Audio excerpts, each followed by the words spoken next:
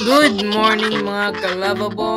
Today is a wonderful day. Mayroon tayong grasyang natanggap galing sa Panginoon at tayo po ay nagpapasalamat. Nung isang araw kasi ay may nag-chat sa akin na frenemy ko at nakialam siya na bakit daw ginagamit ko sa kamay yung bisikleta na mapaa. Sabi ko sa kanya na pakialamero ka o ito sa'yo, sinend ko yung link ng Shopee ng magandang exercise bike sa kanya. Timan, sabi niya magkano daw at ipapasali sa prayer request. Iyo, di punggol gid.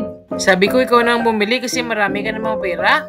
Sabi ko pa, kailangan mong ihatid dito sa Lacarlota para mabisita nyo naman ako. At ito po ang storya kung paano tayo nagkaroon ng magarang exercise bike na ito, mga kalababol, no? Kaya sa susunod, pag may nakialam sa inyo, alam nyo na kung anong gagawin. Maraming thank you pala kay Mr. and Mrs. Roderick and Bichette Pinheiro. Thank you din mga kalababol at nanood kayo ng video ko ngayong araw. Hanggang sa muli, bye-bye!